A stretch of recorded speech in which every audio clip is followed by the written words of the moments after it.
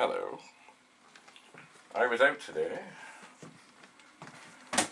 and I found this thing.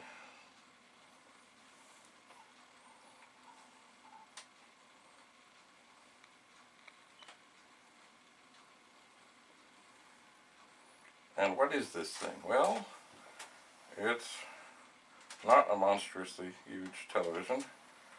It has a DVD player built in, but more importantly, it has an HDMI input, which has a number of things that may be good for. Firstly, I notice already that this needs to be higher. And probably this cable needs to be longer. This is the cable from the I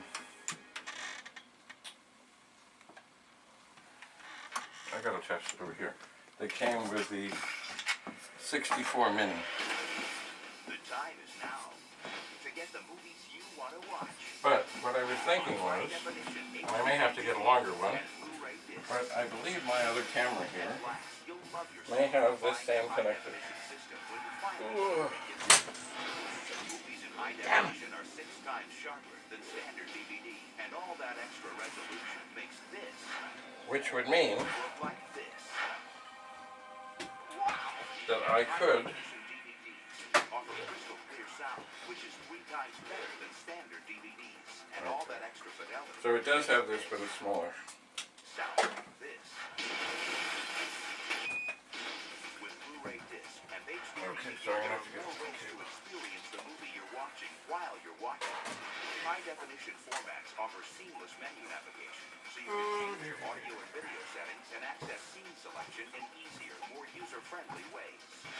This new menu navigation allows you to call up bonus features without ever leaving the movie, plus new exclusive features you've never seen before, like the in-movie experience, where you can dive deeper into the filmmaking process and hear the actors' personal stories while the movie continues to play. Something you have not seen.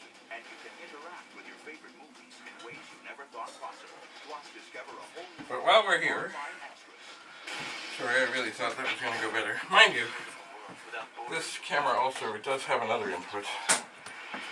That, this thing looks like it's... What is that? Oh. Everything's going further. Anyway, while we're here,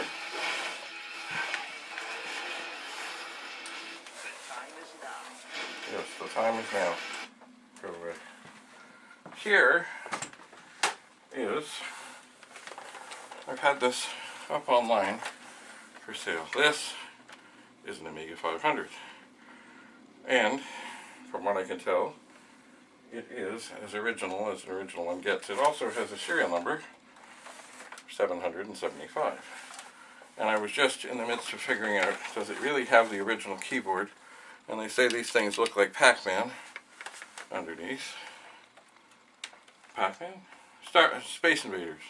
And it does. So, from what I can tell, this beautiful Amiga 500 with a serial number of 775 is indeed, oops, something didn't go right there, is indeed all original, all the time. It has, actually here's another thing I was just going to put on. I was checking things around, and you know, things have part numbers, and this trap door that I'm just taking off has part number 312591-2, and the one that I'm putting on has part number 312591-1. So this is now even more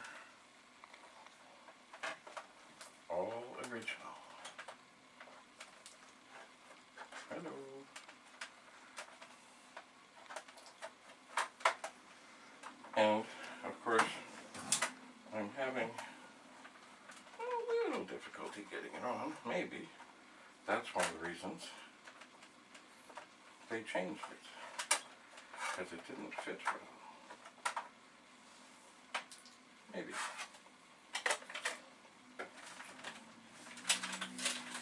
Or maybe I just need to get it in a better position here. Anyway, sorry you can't really see because I've got this new enhanced viewing system here, but it's not quite ready. Now, can I get this on? Yes, I can. So here we have, there are a number of things on this machine. It does have the original Pac-Man, Space Invaders kind of keys. It has, wait for it, this is called, right here, chicken lips. It's the Commodore 64 logo molded right into the case.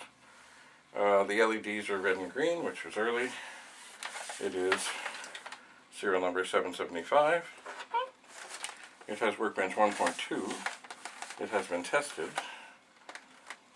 It all functions. What else? There's something else I'm forgetting. Oh, yes. On the keyboard, right here.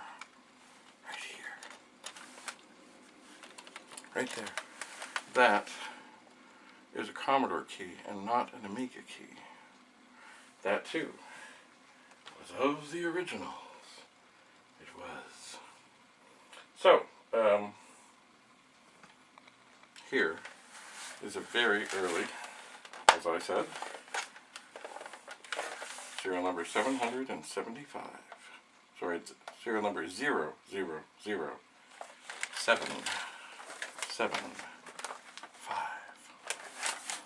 And I have, because you know I have too much stuff, I have put this for sale up on eBay.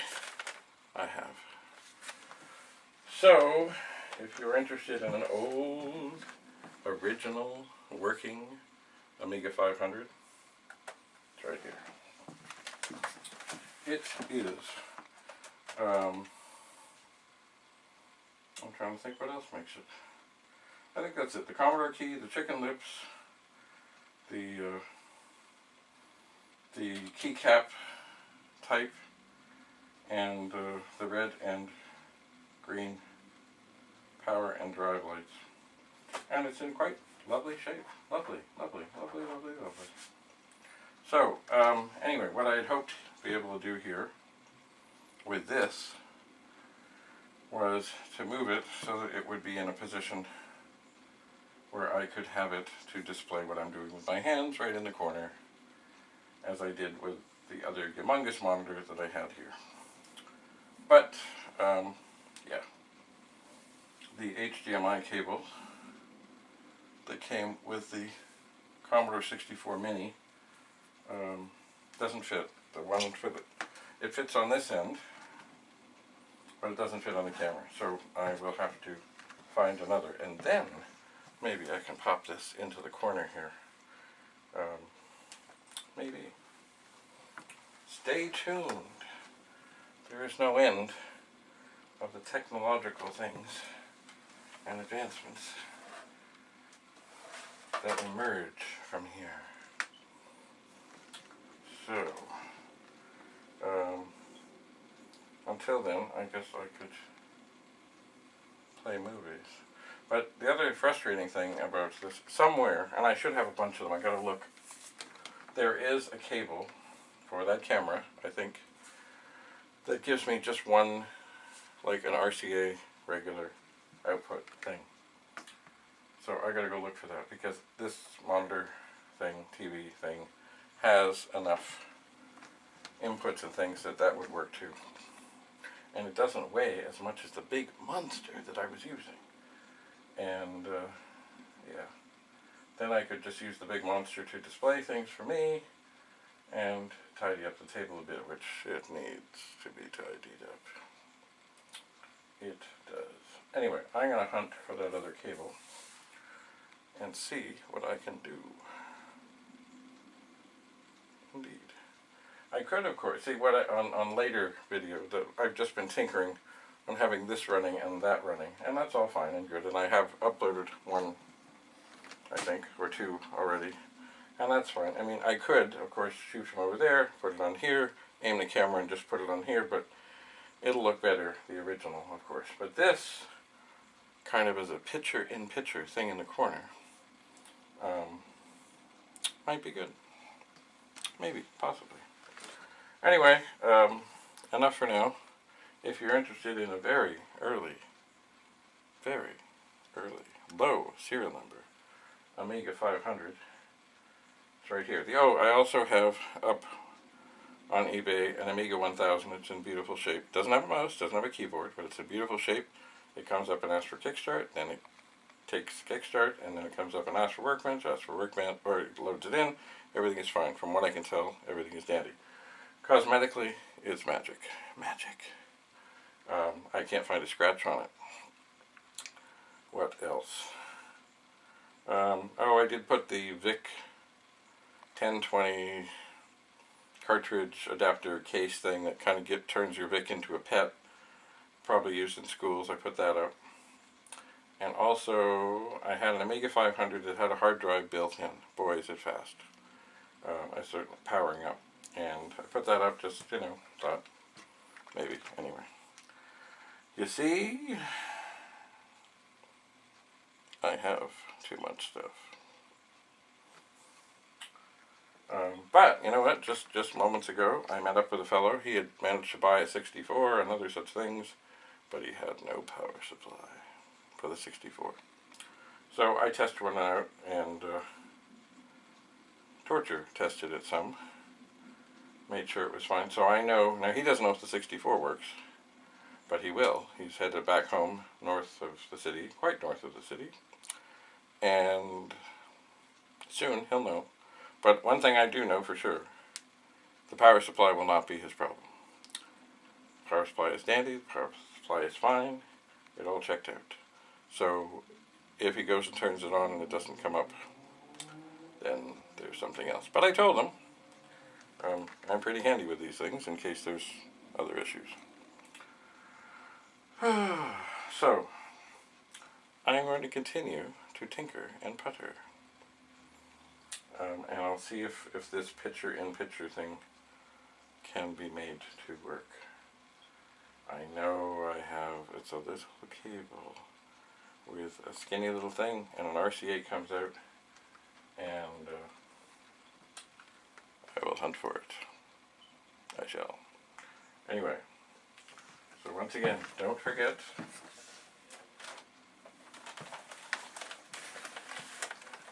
early. Like, I don't know how many Amiga 500s were made, because my Google Home thing won't tell me. It tells me there were about 4.8 million Amigas made. 500s? I don't know. I would suspect there was quite a lot, because of course they were smaller and cheaper. Etc., etc., etc. But I don't know. But anyway, remember, serial number 000775. And there's no funny extra letters in front or anything else. It's just 000775. Anyway, without further ado, we will meet again. Bye for now.